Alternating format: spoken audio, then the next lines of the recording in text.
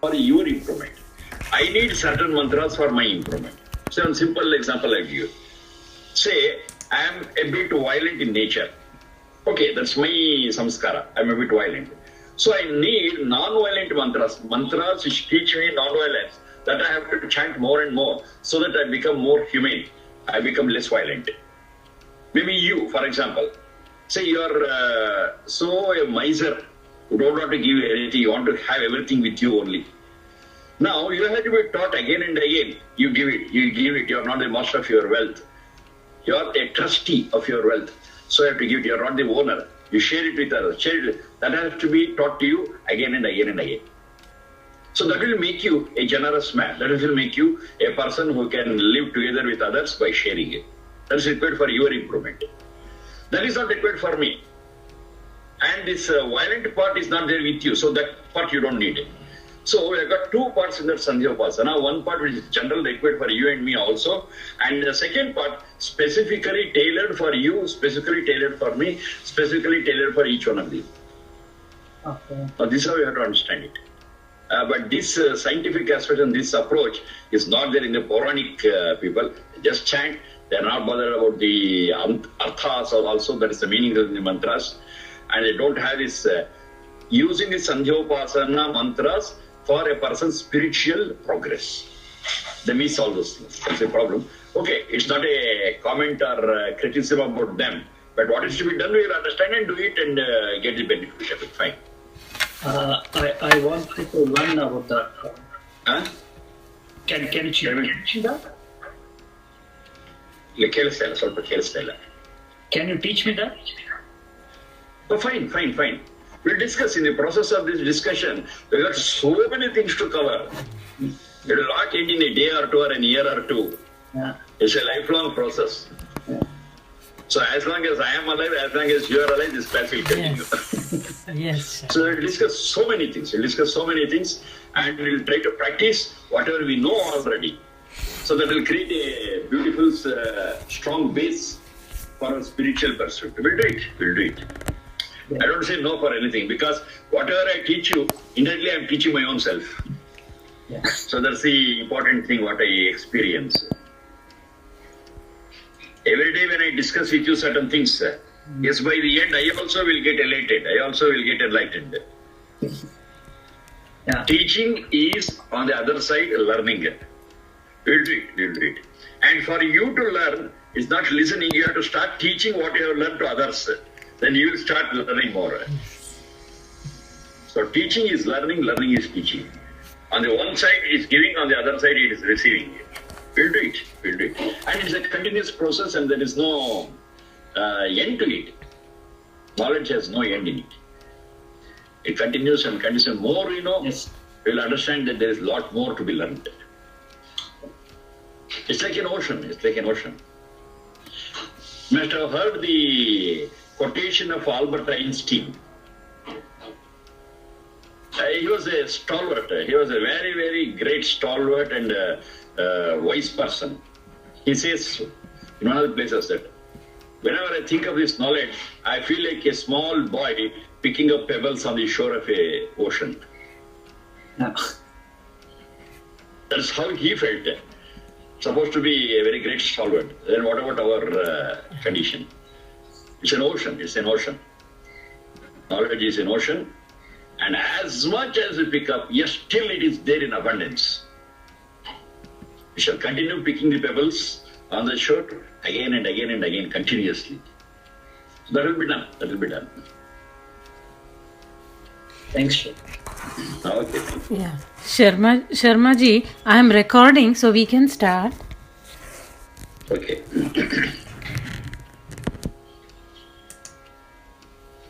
Ma yajnam himsishtam. Ma yajnapatim. That's where I had left. Right? Yes. Ma yajnam himsishtam. Ma yajnapatim.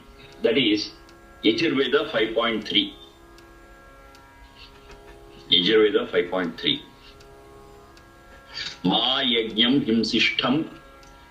Ma yajnapatim. It is Yajurveda 5.3. Of course, in several other places also. we should be able to find one very important thing.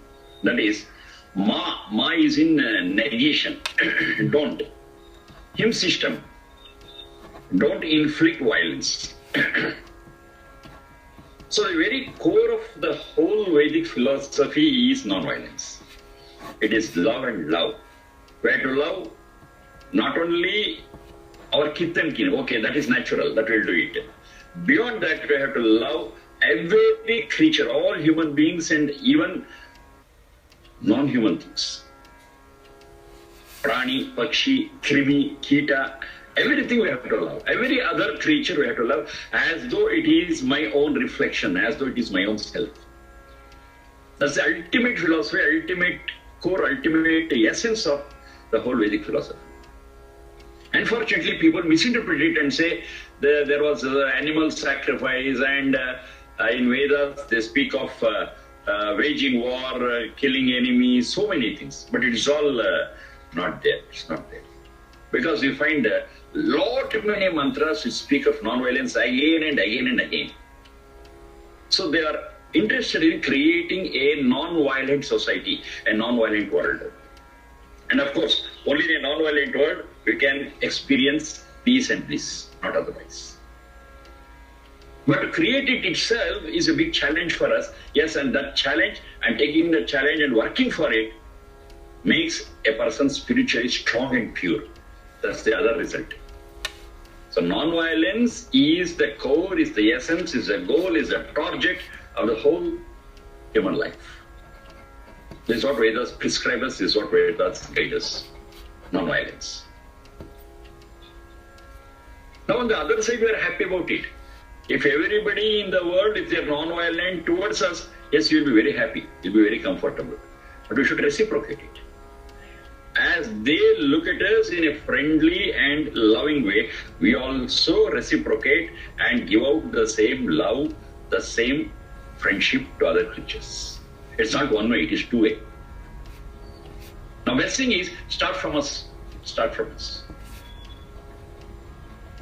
Love, affection, friendship, Maitri Bhavana. We'll start spreading it. How much you get is a different issue, but to do it, to spread it itself, makes us spiritually strong, makes us spiritually bold, makes us spiritually pure. That's the benefit, immediate benefit. And you follow this path. Over a period when it spreads to the family where we live, to the kith and kin who are around us, the society, the world, yes, that would be excellent. That would be excellent. To what extent it spreads, okay, leave it, because it depends upon so many other factors. But practicing it in ourselves, yes, there is no limitation, there is no restriction, there is no condition. I have to love it and it will go on. Now here they are speaking of Ma Yajnam Himsishtam, Ma Yajnapatim. Let there not be any violence against two things. Yajna as a process, Yajnapatim as a person who is performing Yajna or who is a protector of Yajna. Let the Yajna be protected, let the Yajnapati also be protected. Because unless Yajnapati is there, the protector of Yajna, Yajna cannot function, Yajna cannot be the process. So both are required. The process is required, the one who protects the process is also required. Yajnapati also should be there, and we should see that the Yajnapati performs Yajna well, and the benefit is not for only the Yajnapati, but for the whole world. That is what is called as Yajna. Yajna is never selfish. Yajna is never selfish. Whatever thing we do, crossing the boundaries of selfishness is Yajna. Anything we do. If it is beyond selfish motive, it's Yajna. Now that's what is required. To take care of one's own self, to enjoy by self, yes, it is always there. It's animal-like. But to share and to sacrifice and to do good deeds so that not only me, but every creature around me also will experience peace, bliss, happiness, yes, santosha, yes, that is Yajna. Yajna vai shreshtatamam karma. This I have explained several times. All best deeds are called Yajna. The same thing, maybe I'm repeating the same thing again and again. But doing this with a learning mode, with an open mind, and improvising it again and again. Though I'm doing it again and again, every time I think of improvising it, making it, doing it in a better way. Yes, that is yajna. Yajna vai shrestha tamam karma. Shrestha tama is superlative. Shrestha, shresthatara, shresthatama. Shresthatama is superlative. The best way possible. Maybe the same thing. Maybe I'm repeating it again and again. Yesterday also I did, tomorrow also I'm doing, today also I'm doing fine. But whenever I do it, I should always have in my mind how best I can do it, how well I can improvise it. That's an yajna. Imagine everybody doing in this mode of improvising whatever they are doing. The whole world improves minute after minute, hour after hour, day after day. Yes. And we can live in a better world every time because we are improvising it. We are creating a better environment for our existence, not only for ourselves, but for all the creatures. That would be excellent. This is one way of understanding. Another way that also I have told. Another name for yajna is adhvara. Adhvara. Dhvara is himsa karma, violence. Adhvara is non-violence. So all non-violent acts are also called as yajna, adhvara. No violence at all. Physical, mental, spiritual, anything. No violence at all. We embrace and love every creature. Whatever be the risk involved, and that's a very important thing. Many times we don't want to embrace or love someone or be non-violent towards some person because we are afraid of them.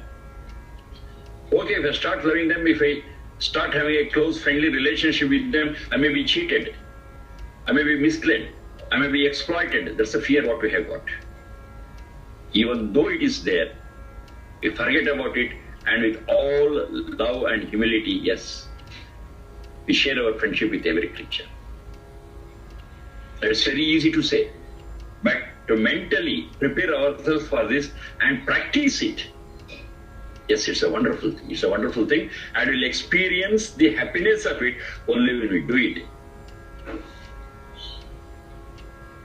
It is not talking about candy. It's not talking about candy. If I talk about a candy for hours, still you will not understand it. I will not be able to understand it.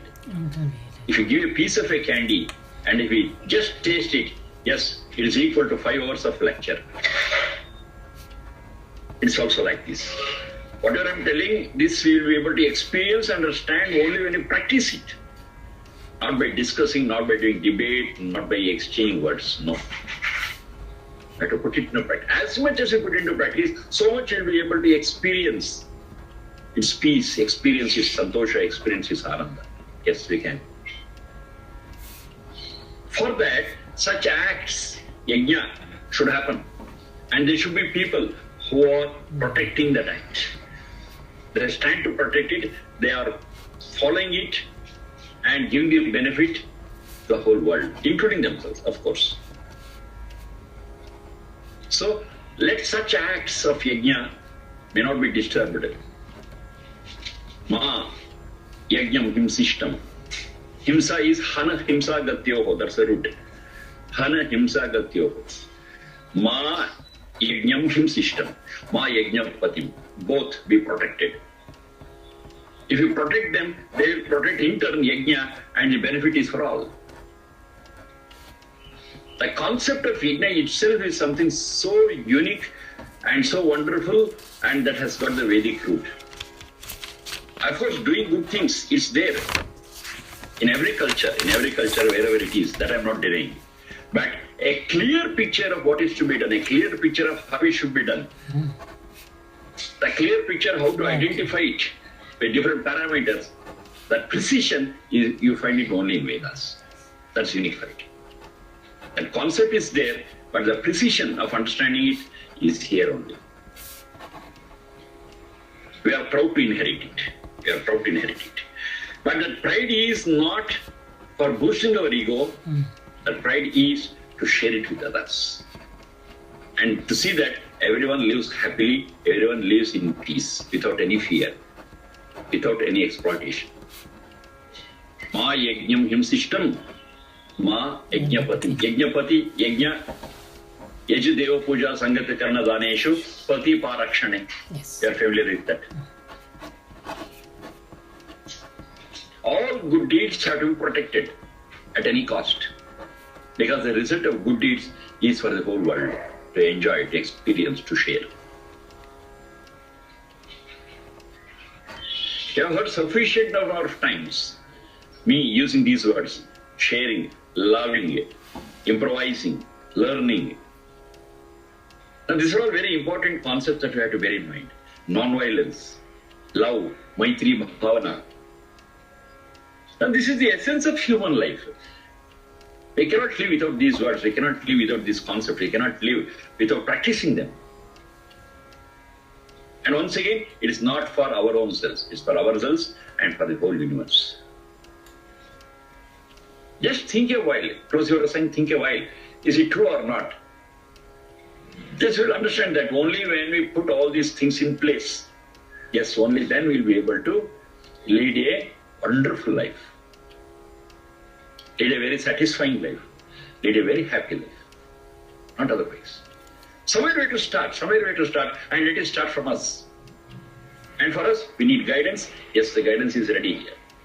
Whenever you find a good deed anywhere by anybody, support them at any cost and protect the deed as well as the person who is doing it. Let there not be any violence, let there not be any disturbance. Let there not be any onslaught on such yajna or the yajnapati. To protect them, because they are the torch bearers. They are the people who generate happiness. They are the people who generate peace and distribute it to the whole universe. They are yajnapatis. Another way is one who does it is called as an yajamana. Yajamana. So unfortunately, we are using yajamana in a very, very narrow sense as husband or the master of the house. No, not that. One who performs yajna regularly, or one who involves himself in the upliftment of himself and the society spiritually, he is a real yajamana. Not just the master of the house, or not just the mistress of the house. She is yajamani. Yajamani. That is, they are the people who protect this yajna within a framework of family. Because highest responsibility is given to the grihasthashrams.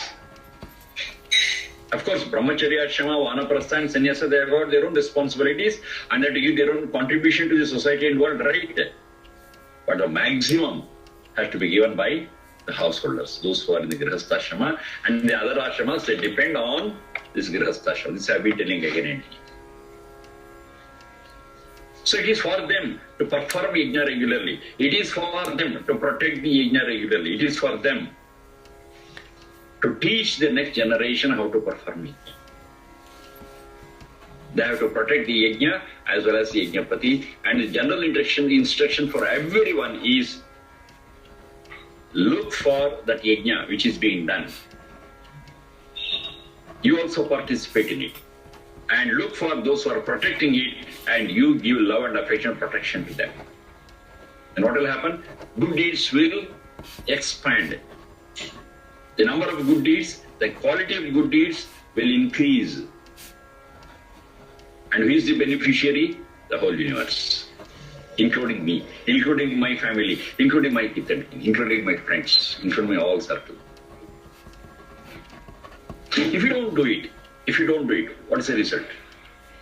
The whole world will be under stress. The whole society will be under depression. And people start exploiting one another. I will be part of it. And the brunt, we have to take it. You cannot escape because we are in the same society.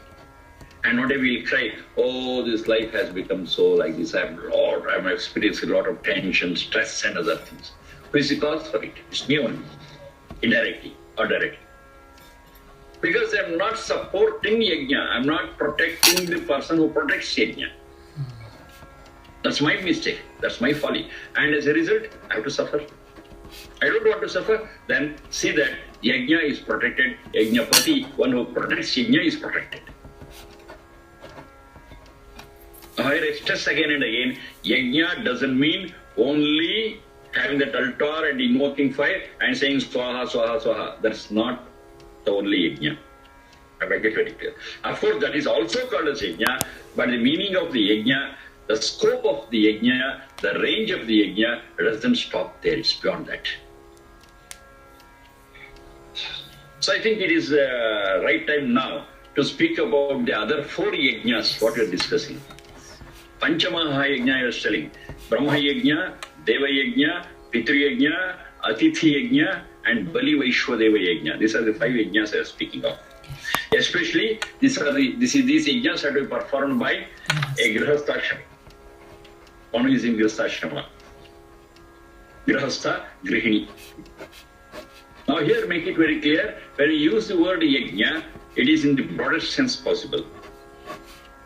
Brahma yajna, Deva yajna, Pitru yajna, Atithi yajna, and Bali Vaishwadeva yajna. We discussed something about this Atithi yajna. Yes. Other 4 are remaining. So let me try to cover them as best as possible. Brahma yajna. I have spoken about Brahma several times. It means knowledge. It means Satchidananda. It means Satchit, who has got the potential to grow and develop. All this come under the word Brahma. And in relation to these things, Brahma is knowledge, Brahma is God, Brahma is the soul, the Anuchetana, the Satchit, so many things. So in relation to this, I have got one yajna to be performed. Now after filtering and focusing on the right meaning of this word, to be performed by human beings. All yajnas have to be performed by human beings. Now as far as a human being concerned, what is the special feature of a human being? The special feature of a human being is knowledge, thinking, analysis, compassion. Those are the special features of human beings. It's not just he's in the human form. Human form is different. Human qualities are different. So a person really becomes a human being not by form, but by practicing the human qualities. It's very clear. Just by form, nothing will happen. As far as the animal world is concerned, form and quality both go together. Quality is just their instincts. The instincts and their form, they go together, and there is no deviation, and they don't have that freedom to handle their instincts. Their brain power is so limited that according to the instincts they function, and that's the end of an animal's life. But as far as human beings are concerned, we are able to think, analyze, and we are endowed with sufficient freedom to do, not to do it in a different way. This is possible for us. We have got that much of freedom. I mean, that is the case. By applying our mind, by knowing things and taking the right decisions and proceeding on a humane way is very, very important. And for all this, what we need is knowledge. What we need is the realization of truth and the rules that are functioning in and around us. Of course, all these rules are in place because of Satchidananda. That is there always. But understand them and do it. And as I was telling in the beginning of the class, more we know, we understand we are more ignorant. More we know. One who doesn't know at all, he feels that he knows everything. But one who really knows, he understands what he knows is too little, too little. So he'll always be in search of more and more and more of knowledge. And he will not be the same person tomorrow. In the coming 24 hours, he will gain at least a speck of knowledge, and he will be more knowledgeable the next day. And this process of expanding our horizon of knowledge, every moment of our life is called as Brahma Yajna. Okay. That's Brahma Yajna. We should act it always consciously. We should act it always consciously and learn and know more things. And I'm telling you to learn more things. I'm not speaking of information. I'm speaking of knowledge. Information is different and knowledge is different. That we should be able to understand. Information, okay, we have. At the tip of our fingers with laptops and computers and Googles, that's so many things. Information is okay. But mere information is of no use. Only that information which can turn out to be useful for us and the whole world, which has got an application and real-time benefits, not selfish, beyond selfishness. Only that we call it as knowledge. Only that we call it as Brahma. Only that we call it as Jnana. Only that we call it as truth. It's not bookish. It's not bookish. It's not something to be stored in our files on the computer, in the folders. No. It has to be opened. It has to be understood. It has to be practiced in real life full time. And we get the benefits. And that's what we call it as Brahma. So Brahma Yajna is a process whereby we continuously, I repeat, we continuously endeavor to expand our horizon of knowledge and wisdom. We will not stop for even for a minute. Yes, we need rest, we sleep. During that process, yes, we are relaxing. Nothing happens. But every moment we are awake, we have that attitude to see things, to understand them, to learn, and to realize truth. If we are at that process, yes, that is Brahma Yajna. What happens is we've got so many daily courses to be performed.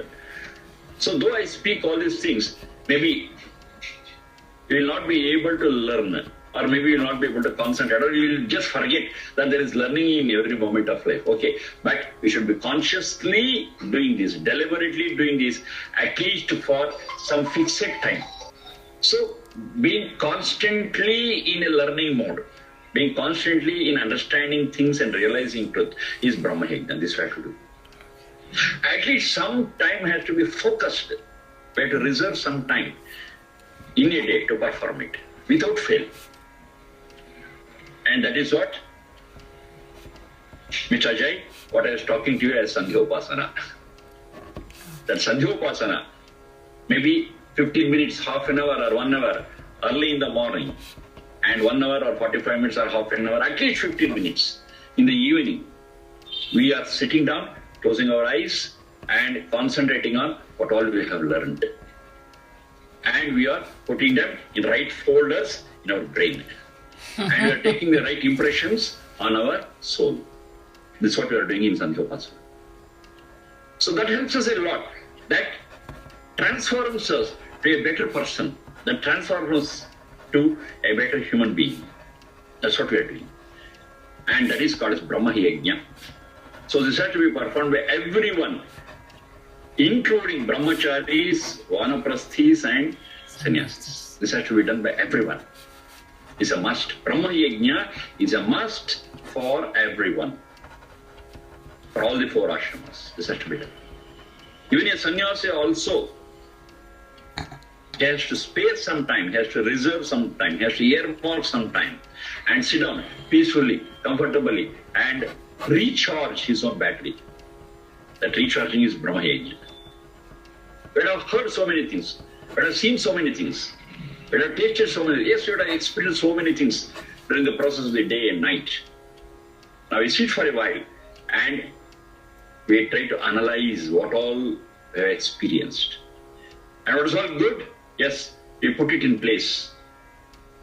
And there will be some experiences which are not to be carried forward. Okay, throw them out, cleanse, and the whole process is over, and that is Brahma Yajna. Next day we are fresh in this process. We are doing the same process again and again and again every day.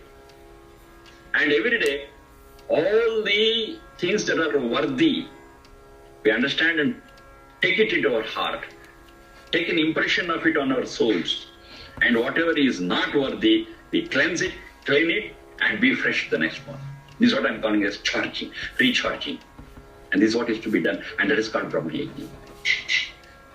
We have to introspect, we have to sit down and introspect. Okay, in the past 12 hours, what all I have done? Why 12 hours?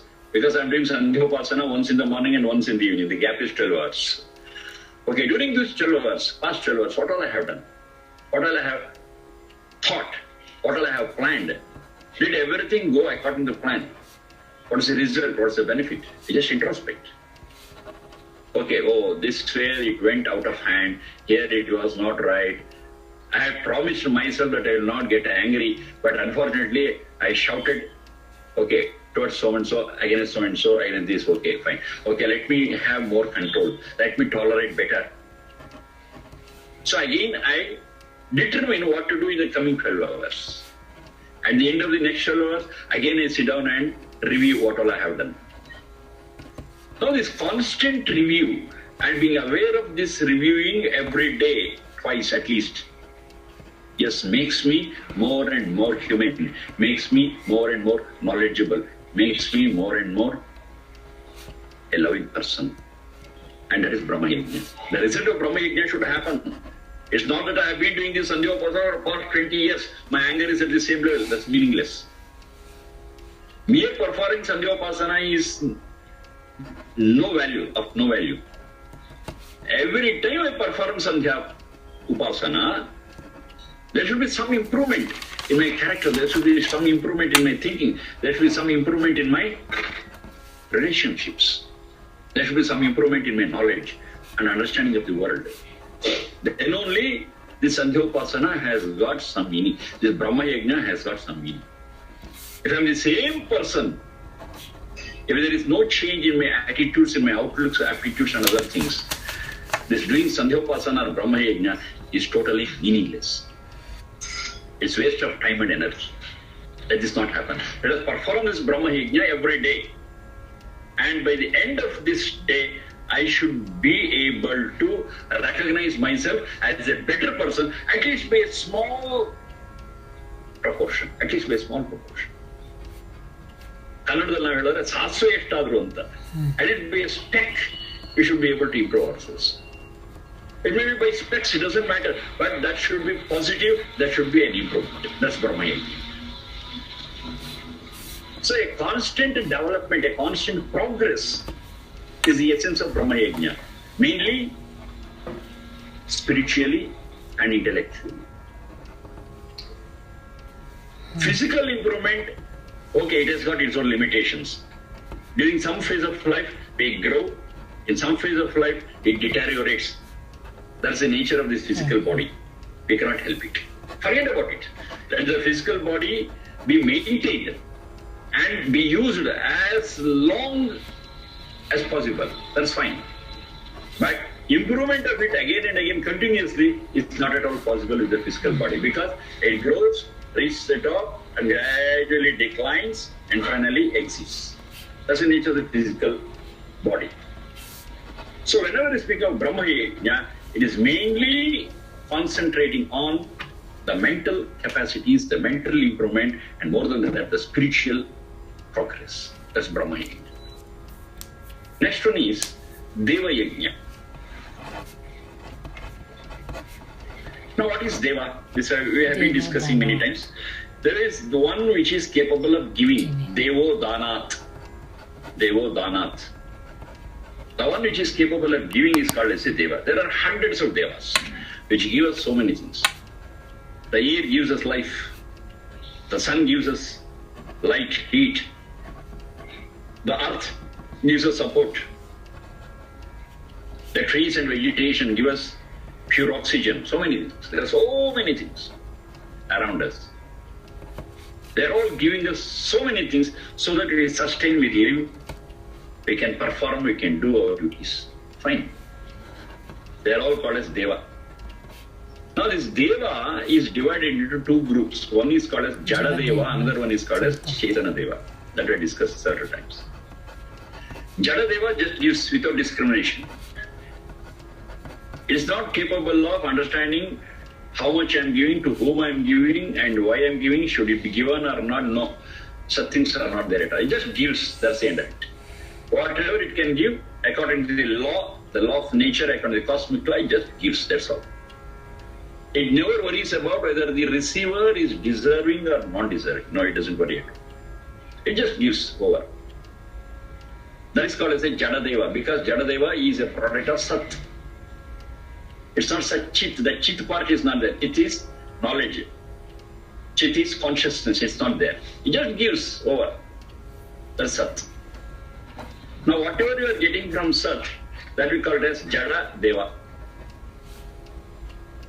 Another one I have got, that is Chetana Deva. Chetana Deva has got the Chit part in it, and the Chit part is understanding, thinking, knowledge, realization, discrimination, intelligence, so many things. It has got all those. That is Chiti Sanyane. Okay. Chiti Sanyane. Sat Chit, the Chit part. So we call it as Chetana, Chaitanya. These are all the words that we get from the same Chit. Chetana, Chaitanya. So Chetana Deva is another part. Now here when I am speaking of Deva Yajna, I am concentrating only on the Jada Deva. Chetana Deva is separate. Okay. Jada Deva. There's all the things around me which are inert but still are contributing to the better living of the creatures, the Satchits. The Sat is contributing for the existence of, for satisfying the needs of the Satchit, which is associated with the Sharira Indriya Manas, which is against Sat. Sharira Indriya Manas is against Sat. It's a tool for the Satchit. For the existence of this tool, for the proper functioning of this tool, we need inputs from the Sat around us. The food what I have got is Sat. That's necessary for this Sharira. Without that, this Sat, Sharira Indriya Manas, cannot be protected, cannot be carried on for a certain span of life. It cannot be. It needs so many Sat, so many elements of Sat. And that is the case. It becomes mandatory on our part to protect this Sat around us, the Deva around us, because they have to give us, and without that I cannot exist. And without existing, I, the soul, cannot continue my sadhana.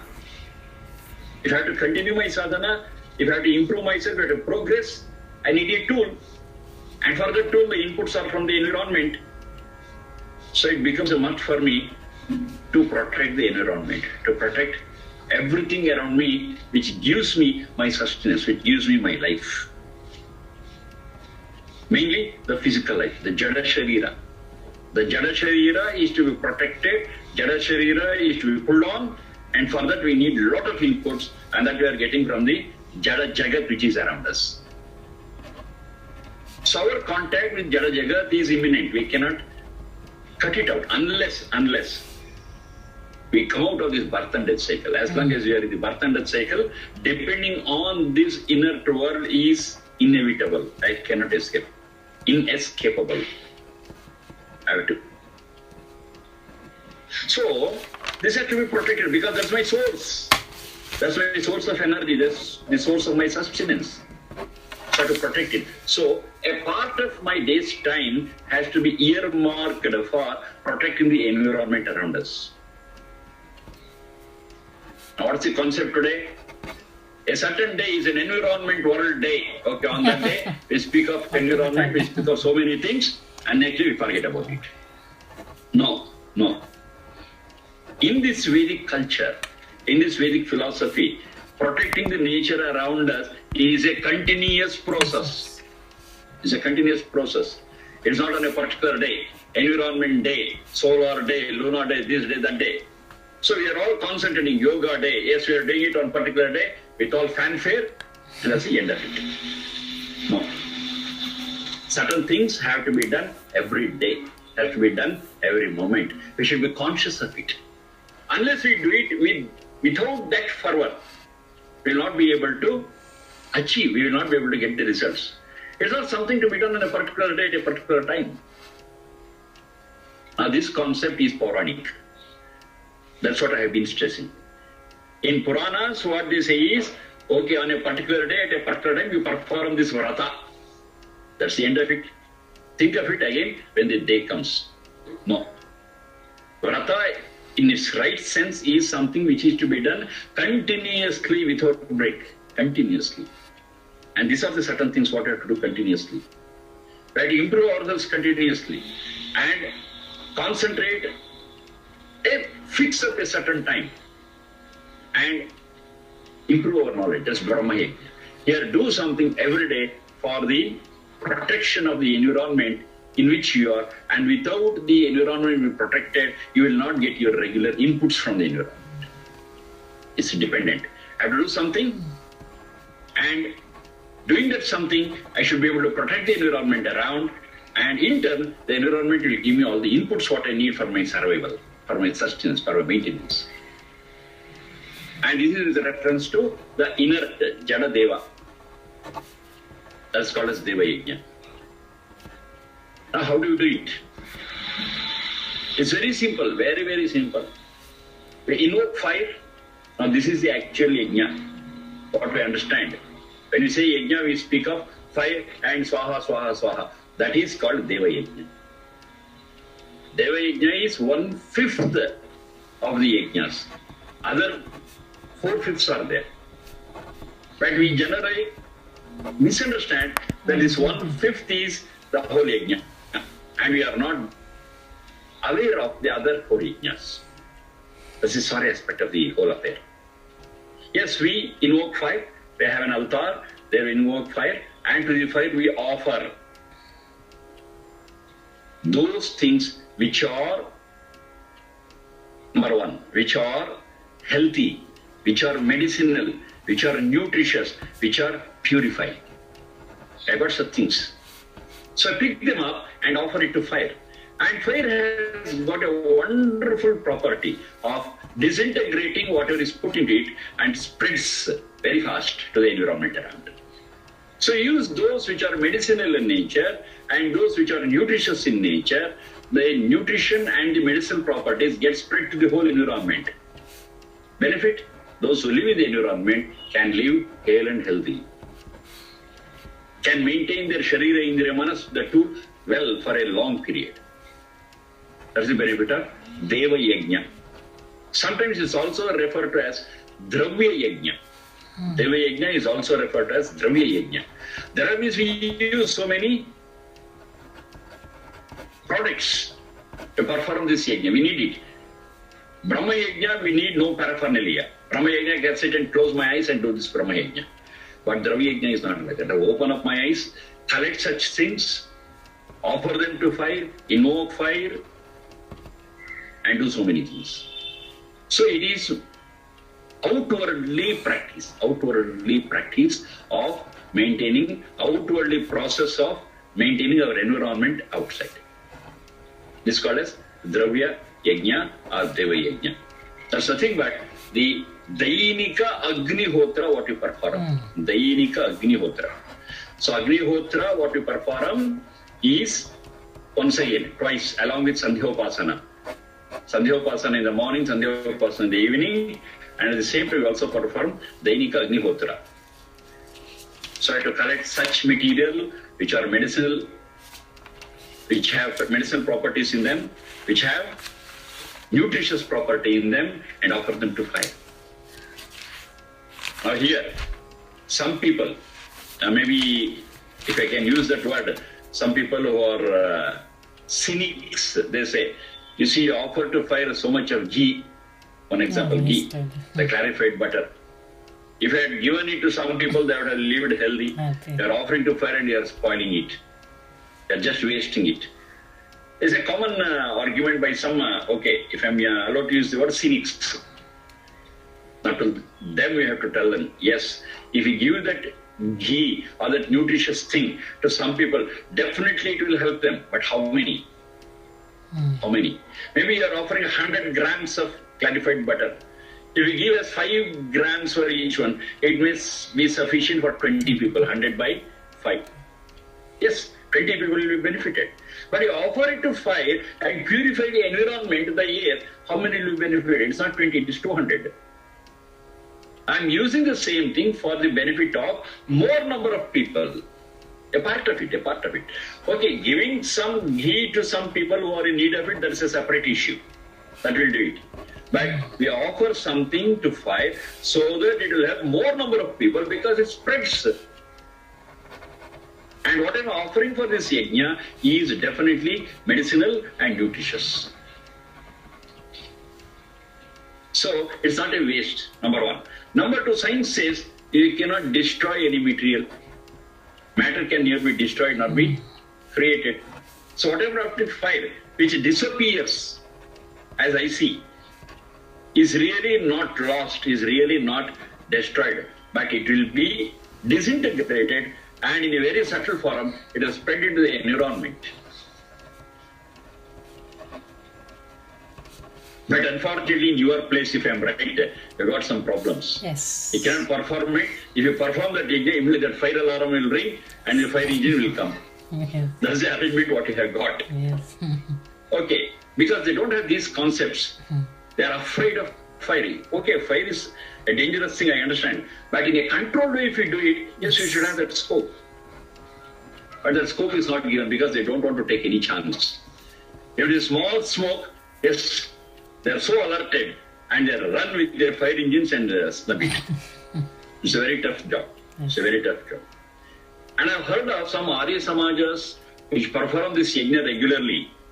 Outdoors. Now they also, near their yajna kunda, homa kunda, they got exhausters. Yes. So just pull it out and throw it out. And you are not able to get the benefit of it. Oh. Though you are sitting there, because you are not able to inhale those fumes at all. Okay. Inhaling those fumes is also medicinal. But all those fumes will be pulled and thrown out so that it will not alert the fire alarm. Yes. That's the thing they have got. But anyhow, still they perform such yajnas, deva yajnas and other things. But you should understand, there should be a balancing thing. Fire is part of our life. Yeah. It's not that Sharma fire always causes a damage. Yeah. No. But It Sharma causes damage only when it is in an uncontrolled situation. Yes. But it's in a controlled situation, in a small way, yes, we should have that freedom to use fire for the benefit of ourselves and the society here. Yes. Unfortunately, it's not there in your place, if I'm right. No, Sharma actually they conducted in the open air. Here, they conduct Agnihotra in the open air. That's excellent. That's excellent. Yeah. But I find that at home or maybe At in home, closed environment, it's not possible. they're very alert about it. Yes. They can't do it. Yes.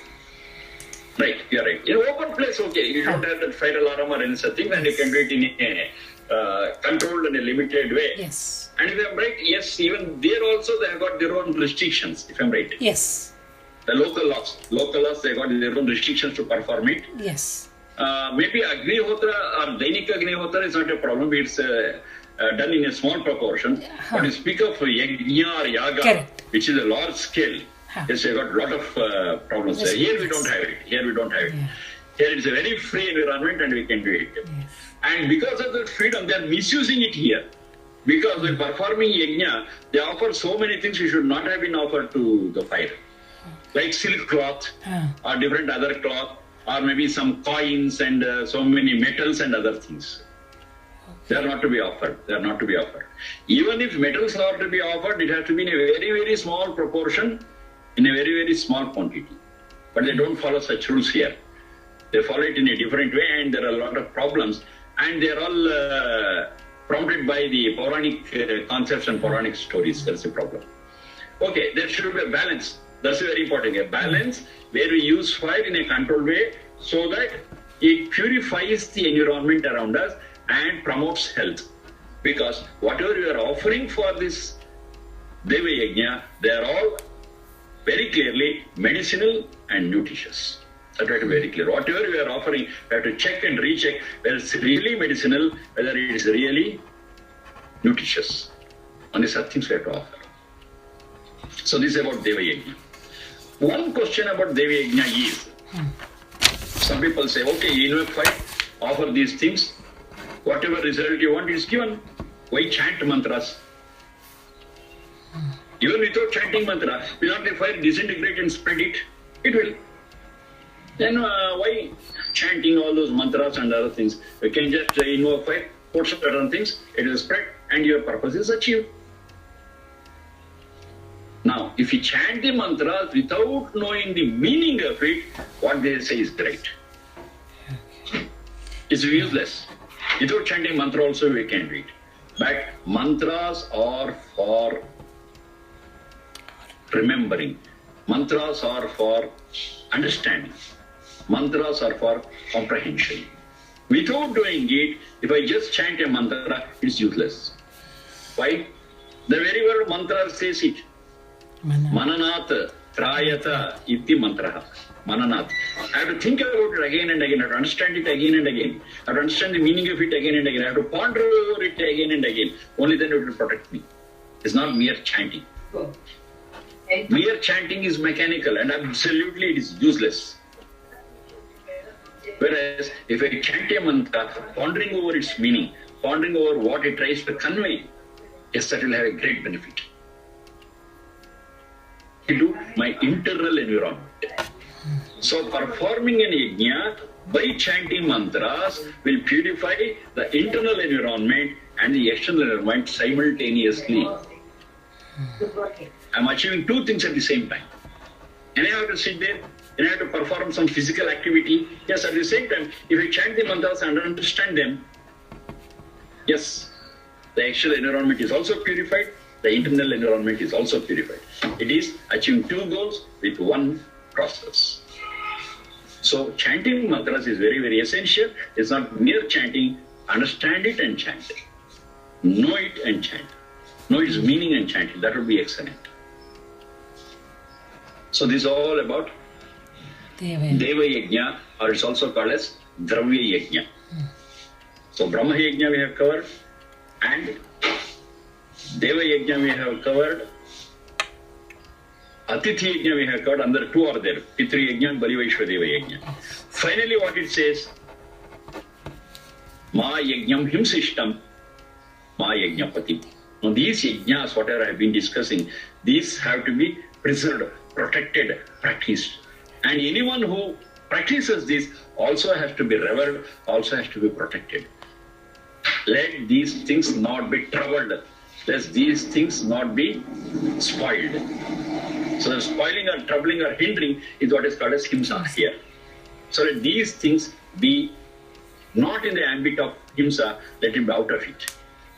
Let this be protected, let us understand why we are doing it, and let us get the maximum benefit of all these things. Not only for ourselves, but for the whole world. So, ma yajnam himsishtam, ma yajnapatim. Don't come in the way of performing this yajna. Don't come in the way of yajnapati performing this yajna. Let the yajnapati and also the yajna be beyond violence. Now the meaning of this piece of Veda mantra, 5.3, Yajurveda, we have to understand with another two yajnas, Pitri Yajna and the Bali Vaishwa Deva Yajna. Okay, that's we'll do it in the next session. Yes.